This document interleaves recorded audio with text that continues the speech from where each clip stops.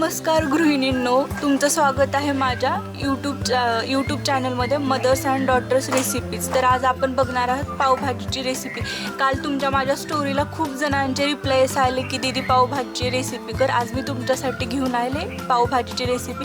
चला मग बघूयात आपली पावभाजीची रेसिपी। पावभाजीचं साहित्य तर मी त्याच्यासाठी घेतलेलं आहे बटाटा, शिमला मिरची, गाजर आणि आपल्या पावभाजीला छान कलर येण्यासाठी बीट, फ्लावर, कोबी, टोमॅटो, कांदा, चवीपुरतं मीठ, हळद, पावभाजी मसाला, चटणी आणि मी हा घरी बनवलेला गरम मसाला। बटाटा, बीट, कोबी, गाजर, शिमला मिरची। आता आपण करूया टोमॅटो छोटं कट घेणार आहेत, बारीक कांदा कट, फ्लावर स्वच्छ धुवून कट करून घ्यायचं, कारण फ्लावर मध्ये पावसाळ्याच्या दिवसामध्ये आळ्या असायची शक्यता असू शकते, त्याची आपण काळजी घ्यायची। आता आपण ह्याच्यामध्ये टाकतोय आलं आणि लसूण आणि त्याची करून घेतोय बारीक पेस्ट। आता आपण सगळ्या भाज्या टोमॅटो, कांदा, शिमला मिरची आपण जे आत्ता काय घेतले ते सगळं एकदाच कुकरमध्ये घ्यायचं।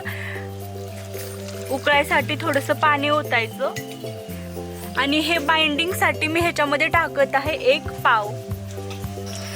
कधी पण पावभाजी ब्लेंडर किंवा मिक्सरमधून बारीक नाही काढायची, प्रॉपर आपण हे स्मॅशरनं स्मॅश करून घ्यायची, कारण आपल्या पावभाजीचा कलर आहे ना तो ॲज इट इज राहतो बीट आणि गाजर टाकल्यामुळं। आपण जेव्हा ब्लेंडर किंवा मिक्सरनं पावभाजी बारीक करतो हे उकडून घेतल्यानंतर, तर आपल्या उकडलेल्या भाजीचा कलर हा थोडासा पांढरट दिसतो।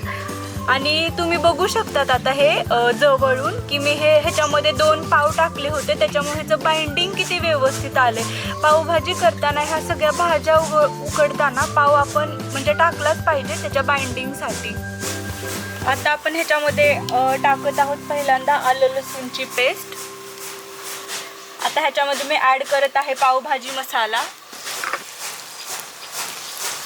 आपण ॲड करत आहेत ह्याच्यामध्ये आपण जे स्मॅश केलेले सगळं एकत्र। हे बघा कसं असा मस्त चुलीवर घमघमीत वास येतोय आणि हे सुटतंय, यम्मी यम्मी। तुम्ही सगळे प्लीज खायला या। आता आपण मसाला पाव बनवण्यासाठी ते घेतलेला आहे बटर आणि त्याच्यामध्ये थोडीशी मी चटणी आणि मीठ ॲड।